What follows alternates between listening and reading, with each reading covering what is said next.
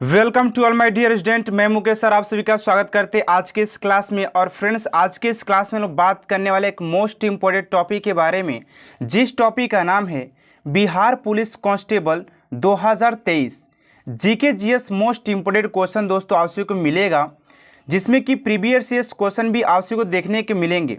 यकीन मानिए फ्रेंड्स, सारे प्रश्न सिलेक्टेड और इम्पोर्टेंट आप सभी के लिए लिया गया है। जो कि पहला क्वेश्चन आपसे देख सकते हैं कि बिहार पुलिस कांस्टेबल 2010 के एग्जाम में पूछा हुआ प्रश्न, तो सारे प्रश्न आप सभी के लिए इंपोर्टेंट हो जाते हैं। तो आप सभी इस क्लास को एंड तक जरूर बने रहिएगा। तो स्टार्ट करते आज के इस क्लास को। और आज के क्लास का जो पहला प्रश्न है फ्रेंड्स, आपसे की स्क्रीन पर करें कि सिंधु घाटी सभ्यता से संबंधित स्थल, सिंधु घाटी सभ्यता से संबंधित स्थल लोथल निम्नलिखित में से किस राज्य में स्थित है।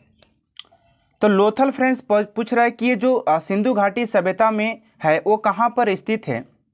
ऑप्शन ए में कह रहा है पंजाब, बी में कह रहा है गुजरात, सी में कह रहा है राजस्थान और डी में कह रहा है उत्तर प्रदेश। ये प्रश्न friends 2010 Bihar police constable exam में पूछा हुआ है। सारे प्रश्न सिलेक्टेड और वीवीआई लिए गए हैं, ठीक है ना। इस क्वेश्चन का जो राइट आंसर हो जाएगा friends, option number B is right answer हो जाएगा। ये गुजरात राज्य में स्थित है। अगले प्रश्न की ओर बात कर लेते हैं, प्रश्न नंबर 2।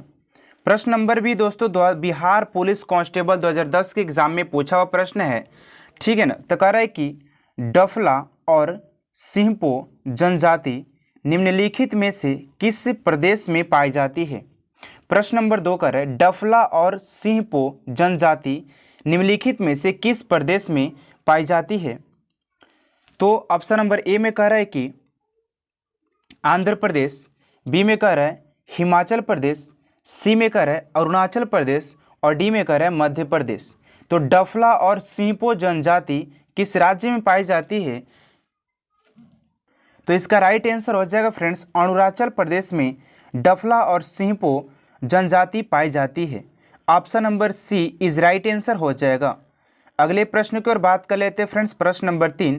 और ये भी प्रश्न 2010 बिहार पुलिस कांस्टेबल के एग्जाम में पूछा हुआ प्रश्न है। मैं 2010 का ही प्रश्न सिलेक्ट क्यों किया हूँ, ताकि आप सभी को ये अंदाजा लग सके, पता लग सके कि एक ही एग्जाम में एक ही सीटिंग में कैसे कैसे प्रश्न पूछे जाते हैं। जैसा कि आप सभी ने देखा कि एक हड़प्पा सभ्यता से क्वेश्चन पूछ लिया, अभी ये बांध से प्रश्न पूछ लिया, उसके बाद आप सभी का अनुच्छेद से प्रश्न पूछेगा।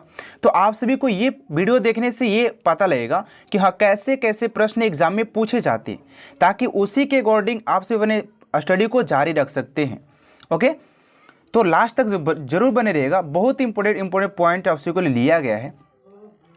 प्रश्न नंबर 3 कह रहा है कि भारत का सबसे लंबा बांध कौन सा है। प्रश्न नंबर 3 कह रहा है भारत का सबसे लंबा बांध कौन सा है, ठीक है। तो ऑप्शन ए में कह रहा है कि हीराकुंड बांध, बी में कह रहा है कि तुंगभद्रा बांध, सी में कह रहा है कि नागार्जुन बांध और डी में कह रहा है कि रिहंद बांध। तो आप सभी भी बताइएगा फ्रेंड्स कि हीराकुंड बांध की वो किस नदी पर है, ये आप सभी को बताना है। और मैं इस बात को बताऊंगा कि सबसे लंबा बांध कौन सा है। तो सबसे लंबा बांध हीराकुंड बांध हो जाता है, जो कि उड़ीसा में स्थित है। अब आप सभी ये बताइएगा कि वो किस नदी के किनारे स्थित है। ओके, अगले प्रश्न की ओर बात कर लेते हैं, प्रश्न नंबर 4। प्रश्न नंबर 4 भी 2010 के बिहार पुलिस कांस्टेबल एग्जाम में पूछा हुआ प्रश्न है। कह रहा है कि हड़प्पा कालीन सभ्यता का विस्तार, हड़प्पा कालीन सभ्यता का विस्तार कठोर अनाज संग्रह कहाँ से मिला था, ठीक है ना। कह रहा है कि हड़प्पा कालीन सभ्यता का विशाल कठोर अनाज संग्रह कहाँ के स्थल से मिला था। ऑप्शन नंबर ए में कह रहा है कि मोहनजोदड़ो, बी में कह रहा है हड़प्पा, सी में कह रहा है रोपण और डी में कह रहा है कालीबंगा, ठीक है ना फ्रेंड्स। तो इसका जो राइट आंसर होने वाला है, तो इस क्वेश्चन का जो राइट आंसर हो जाएगा ऑप्शन नंबर ए, मोहनजोदड़ो में फ्रेंड्स पाया गया था। सिंधु सभ्यता की थोड़ा सा बात कर ले फ्रेंड्स, तो सिंधु सभ्यता को हड़प्पा सभ्यता के नाम से भी जाना जाता है। हड़प्पा सभ्यता की खोज 1921 ईस्वी में किया गया था। सिंधु सभ्यता की पूर्व स्थल की बात करें तो कालीबंगा उत्तर प्रदेश में हो जाता है। सिंधु सभ्यता के लोग लोहा से अपरिचित थे, जबकि तांबा को पहले से ही जानते थे और उसे उन लोगों ने कुल्हाड़ी भी बनाया था, ठीक है। उसके बाद आता है दोस्तों सिंधु सभ्यता के जो समुद्री स्थल की बात करें तो वो लोथल हो जाता है, जो कि इम्पोर्टेंट पॉइंट हो जाता है। सिंधु सभ्यता के लोग जो थे वो किसकी बात करें तो वो जो थे सिंधु सभ्यता के लोग यार वो बात कर रहे थे कि जो मतलब वस्तु विनिमय प्रणाली था उनका, ठीक है ना, सिंधु सभ्यता के लोगों का। अगले प्रश्न की ओर बात कर लेते हैं। प्रश्न नंबर 5। प्रश्न नंबर 5 कर रहा है कि संविधान के किस अनुच्छेद के अंतर्गत प्रत्येक राज्य अपनी मातृभाषा का प्रसार एवं अनुदेश प्राथमिक शिक्षा में लागू कर सकता है? ये किस अनुच्छेद में बताया गया है? ये देख सकते हैं फ्रेंड्स कि 2010 के एग्जाम में पूछा हुआ। देखिए मैं आप सबको एक बात बता देता हूँ जिसको आप सभी जरूर कीजिएगा। इसी अभी सुबह दोस्तों मैंने करंट अफेयर्स वीडियो में आप सभी के लिए एक ऐसा वीडियो बनाया अनुच्छेद से रिलेटेड, जो कि उससे बाहर अनुच्छेद में कभी प्रश्न पूछ ही नहीं जा सकता है, क्योंकि सारे अनुच्छेद जो इम्पोर्टेंट थे उन सभी को मैंने कलेक्शन करके एक वीडियो बनाया है जो कि आप सभी के लिए इम्पोर्टेंट हो जाते। ज़्यादा घंटा का नहीं है, 10 मिनट का है, आपसे जरूर जाकर देख लीजिएगा। उससे बाहर कोई भी एग्जाम में प्रश्न नहीं पूछेगा। अनुच्छेद की बात करो तो एग्जाम का ये एक पार्ट होता है जो कि एग्जाम में हर एक बार एग्जाम में प्रश्न यहाँ से बनते हैं, ठीक है ना। तो प्रत्येक राज्य अपनी मातृभाषा का प्रसार कर सकता है, अनुच्छेद की बात करें तो इसका राइट आंसर हो जाएगा, इसका जो राइट आंसर हो जाएगा ऑप्शन नंबर सी, अनुच्छेद 51 इज राइट आंसर हो जाएगा। अब मैं आपसे बता दूं दोस्तों कि जो अनुच्छेद 50 जो संबंधित है वो न्यायपालिका और कार्यपालिका के पृथक्करण से संबंधित है, जो कि बहुत ही इंपॉर्टेंट हो जाता है। एक बार जाकर के वीडियो जरूर देखिएगा, मैं बार बार बोल रहा हूँ क्योंकि बहुत इंपॉर्टेंट है। 10 मिनट की वीडियो आपसे 2 नंबर ला सकता है, ठीक है ना। अगले प्रश्न की बात करते हैं फ्रेंड्स, उससे आपसे इससे पहले एक रिक्वेस्ट है कि प्लीज़ अगर आपसे हमारे चैनल पर पहली बार आए तो प्लीज़ चैनल सब्सक्राइब कर बेल आइकन को प्रेस कर दीजिएगा, ताकि ऐसा हर एक मोस्ट इंपोर्टेंट वीडियो आप तक सबसे जल्द पहुँचे। अगले प्रश्न की बात कर लेते हैं। प्रश्न नंबर 6, हर्षवर्धन के समय किस चीनी यात्री ने भारत में यात्रा की? हर्षवर्धन के समय किस चीनी यात्री ने भारत की यात्रा की थी? ऑप्शन ए में है, ये भी 2010 के बिहार बोर्ड ये बिहार पुलिस के एग्जाम में पूछा हुआ प्रश्न है, ठीक है ना। फाहियान, बी में संग सेल, सी में हीना सॉन्ग और डी में इनमें से कोई नहीं। इसका जो राइट आंसर हो जाएगा option number A, Fahien is right answer हो जाएगा। ऐसे भी प्रश्न पूछा जाता है कि किस राजा के शासनकाल में फाहियान भारत आया था, ठीक है। तो क्वेश्चन को थोड़ा सा घुमा फिरा के पूछ सकता है, तो कोई दिक्कत नहीं, आपसे उसको देख लीजिएगा। अगले प्रश्न की ओर बात कर लेते हैं। प्रश्न नंबर 7, 1942 के भारत छोड़ो आंदोलन के दौरान भारत का वायसराय कौन था? क्वेश्चन नंबर 7 कह रहा है कि 1942 के भारत छोड़ो आंदोलन के दौरान भारत का वायसराय कौन था? ऑप्शन नंबर ए में कह रहा है तई, यहाँ पर यार ये तो मिस प्रिंट है, ठीक है ना, क्योंकि ये प्रिंट ऐसे नहीं होना चाहिए। दूसरा है कि वेलिंगटन, सी में बेवेत और डी में हार्डिंग। इस क्वेश्चन का जो राइट आंसर हो जाएगा फ्रेंड्स, इसका नेतृत्व किसने किया था 1942 में? इस क्वेश्चन का जो राइट आंसर हो जाएगा फ्रेंड्स कि उस समय भारत का वायसराय कौन था, तो ये हो जाएगा लॉर्ड, ऑप्शन में नहीं दिया फ्रेंड्स, लॉर्ड लिन लिथगो हो जाएगा, ठीक है ना। थोड़ा सा इसको देख लीजिएगा, मैं बोल देता हूँ, आपसे लिख लीजिएगा इसको, लॉर्ड लिन लिथगो ये भारत का वायसराय था, जबकि 1942 में भारत छोड़ो आंदोलन को जारी किया गया था। ये भी प्रश्न आपसे के एग्जाम में पूछा हुआ है। अगले प्रश्न की ओर बात कर लेते हैं। प्रश्न नंबर 8 कह रहा है कि जवाहरलाल नेहरू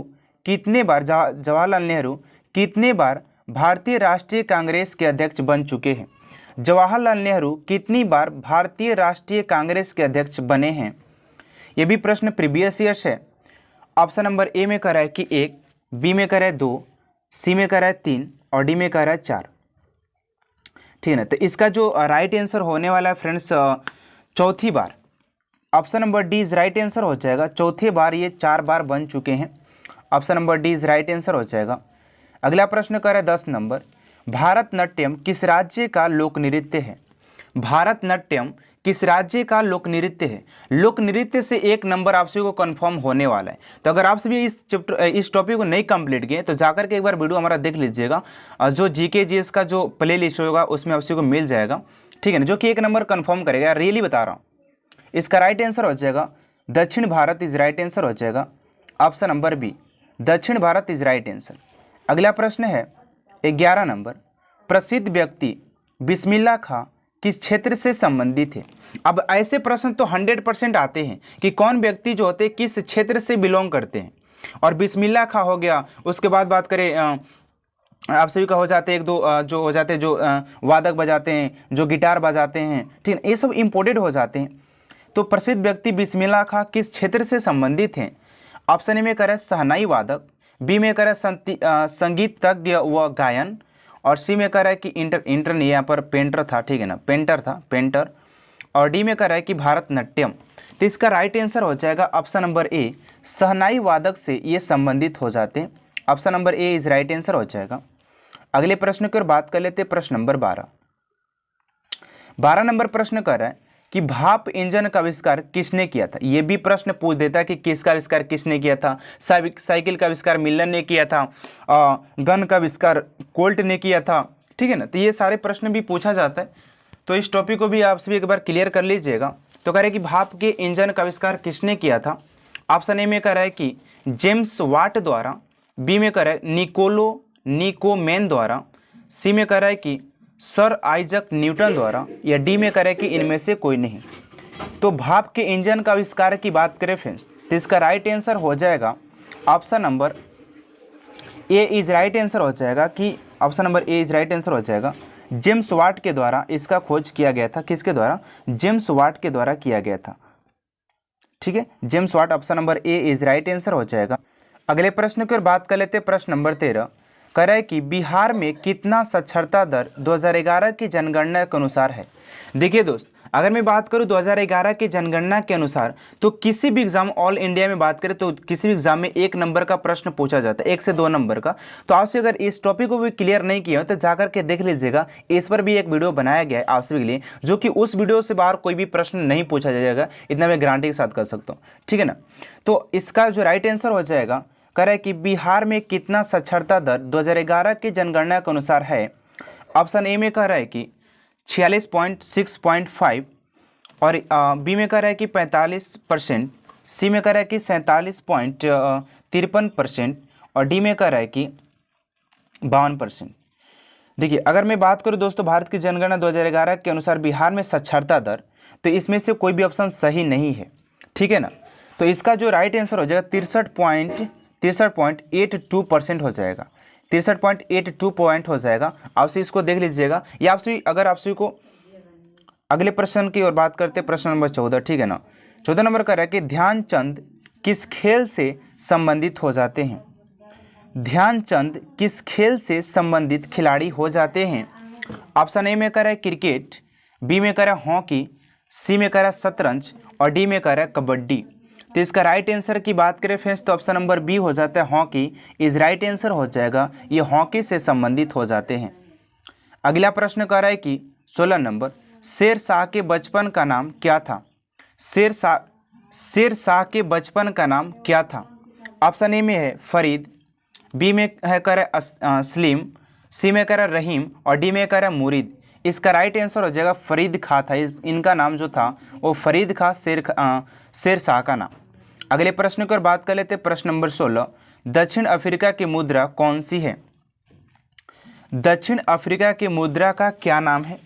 ऑप्शन ए में कह रहा है दिरहम, बी में कह रहा है रैंड, और सी में कह रहा है फ्रेंड्स रील, और डी में कह रहा है रियाल। तो इसका राइट आंसर हो जाएगा option number B, Rand is right answer हो जाएगा।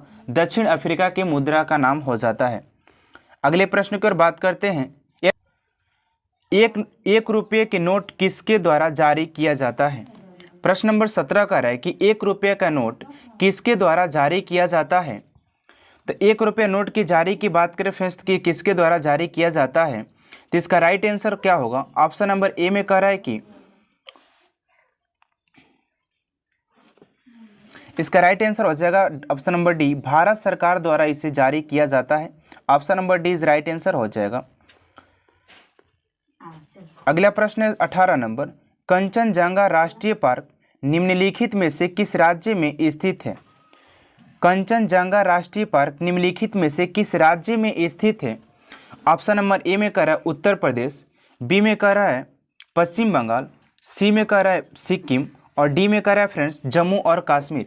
इस क्वेश्चन का जो राइट आंसर हो जाएगा ऑप्शन नंबर सी, सिक्किम में स्थित हो जाता है कंचनजंगा राष्ट्रीय पार्क। ठीक है फ्रेंड्स, अगले प्रश्न की ओर बात कर लेते हैं। प्रश्न नंबर 19, भारत में पुर्तगालियों का पहला गवर्नर कौन था? भारत में पुर्तगालियों का पहला गवर्नर कौन था? तो इसका राइट आंसर हो जाएगा friends de Almeida. De Almeida हो जाएगा, जो कि 1505 ईस्वी में भारत का गवर्नर था, जो कि पुर्तगाली था। ठीक है ना। अगला प्रश्न है 20 नंबर, कह रहा है कि होलकर ट्रॉफी किस खेल से संबंधित हो जाता है? तो होलकर ट्रॉफी की बात करें फ्रेंड्स तो ये ब्रिज से संबंधित हो जाता है। Option number B is right answer हो जाएगा। अगला प्रश्न है 21 नंबर, कह रहा है कि किस विटामिन को हार्मोन के नाम से भी जाना जाता है? किस विटामिन को हार्मोन के भी नाम से जाना जाता है? तो हार्मोन के नाम से विटामिन की बात करें फ्रेंड्स तो इसका option number A is right answer हो जाएगा। विटामिन ए को हार्मोन के नाम से भी जाना जाता है। ठीक है। अगला प्रश्न है 22 नंबर, कह रहा है कि किस संविधान संशोधन अधिनियम को लघु संविधान कहा जाता है? किस संविधान संशोधन अधिनियम को लघु संविधान कहा जाता है? तो इसका जो राइट आंसर हो जाएगा फ्रेंड्स 42वां संविधान संशोधन को, जो कि 1976 की बात करता है फ्रेंड्स, इसी में किया गया था। इसी को लघु संविधान भी कहा जाता है। अगला प्रश्न है 23 नंबर, किसने स्वदेशी आंदोलन का नेतृत्व दिल्ली में किया था? ये क्वेश्चन बहुत ही इंपॉर्टेंट दोस्तों आपसे लिए करवा रहे हैं, जो कि मोस्ट इंपॉर्टेंट हो जाता है, तो वीडियो को एंड तक जरूर देखिएगा। इसका राइट आंसर हो जाएगा Lala Lajpat Rai is right answer हो जाएगा ऑप्शन नंबर सी। अगला प्रश्न है 24 नंबर, दुनिया की सबसे बड़ी तैरती हुई सौर ऊर्जा परियोजना का निर्माण किस नदी पर किया जा रहा है? दुनिया की सबसे बड़ी तैरती हुई सौर ऊर्जा परियोजना का निर्माण किस नदी पर किया जा रहा है फ्रेंड्स? तो इसका राइट आंसर हो जाएगा नर्मदा नदी पर किया जा रहा है। Option number C is right answer हो जाएगा। अगला प्रश्न है 22 नंबर, कह रहा है बेरी रोग किस विटामिन के कमी से होता है? तो बेरी रोग की बात करें फ्रेंड्स तो ये विटामिन B1 की कमी से होता है। Option number A is right answer हो जाएगा। अगला प्रश्न है 26 नंबर, क्षेत्रफल की दृष्टि से भारत का सबसे बड़ा संघ शासित राज्य कौन सा है? कह रहा है कि क्षेत्रफल की दृष्टि से भारत का सबसे बड़ा संघ शासित राज्य कौन सा हो जाता है? तो इसका राइट आंसर क्या होने वाला है फ्रेंड्स? इसका राइट आंसर हो जाएगा ऑप्शन नंबर डी जम्मू और कश्मीर इज राइट आंसर हो जाता है। अगला प्रश्न है 27 नंबर, सिंधु नदी का उद्गम स्थल कौन सा है? सिंधु नदी का उद्गम स्थल कौन सा है फ्रेंड्स? तो इस क्वेश्चन का जो राइट आंसर हो जाएगा, इसका करेंगे कैलाश पर्वत इज राइट आंसर हो जाएगा फ्रेंड्स। इसकी बात करें तो सिंधु नदी के उद्गम स्थल की बात करें तो ये कैलाश हो जाता है, कैलाश पर्वत हो जाता है। Option number C is right answer हो जाएगा। अगले प्रश्न की ओर बात कर लेते हैं 28 नंबर, वित्त आयोग का गठन संविधान के किस अनुच्छेद में वर्णित है? कह रहा है कि वित्त आयोग का गठन संविधान के किस अनुच्छेद में वर्णित है? तो इसका राइट आंसर हो जाएगा ऑप्शन नंबर ए अनुच्छेद 280 में वर्णित है। अगला प्रश्न है 29 नंबर, निम्नलिखित में से कौन सा रोग जीवाणु द्वारा नहीं फैलता है? निम्नलिखित में से कौन सा रोग जीवाणु द्वारा नहीं फैलता है? इसका जो राइट आंसर हो जाएगा फ्रेंड्स दमा रोग नहीं फैलता, सही उत्तर है दमा। अगर बात करें दमा को हैज क्या कह सकते हैं यार, इसका तो राइट आंसर होना चाहिए दमा, ठीक है ना। लेकिन इसमें जो राइट आंसर क्या होगा आपसे भी थोड़ा सा सर्च मार के देखिएगा, यह तो ऑप्शन मेरे ये हो सकता है ट्रेमो का, ठीक है ना। अगले प्रश्न की बात करते हैं, प्रश्न नंबर 30, किसकी अध्यक्षता वाले कांग्रेस अधिनियम में असहयोग आंदोलन का प्रस्ताव पारित हुआ था? कह रहा है कि किसकी अध्यक्षता में कांग्रेस अधिवेशन में असहयोग आंदोलन का प्रस्ताव पारित हुआ? इसका जो राइट आंसर हो जाएगा Lala Lajpat Rai is right answer हो जाएगा। क्वेश्चन नंबर 30 का option number B is right answer हो जाएगा। तो आज के लिए इतना ही था फ्रेंड्स। आपसे वीडियो कैसा लगा इनमें जरूर बताइएगा। वीडियो अच्छा लगा तो प्लीज़ चैनल सब्सक्राइब कर बेल आइकन को प्रेस कर दीजिएगा, ताकि ऐसा हर एक मोस्ट इंपोर्टेंट वीडियो आप तक सबसे जल्द पहुँचे। और वीडियो कैसा लगा कमेंट में जरूर बताइएगा। मिलते हैं नेक्स्ट वीडियो में। Thanks for watching.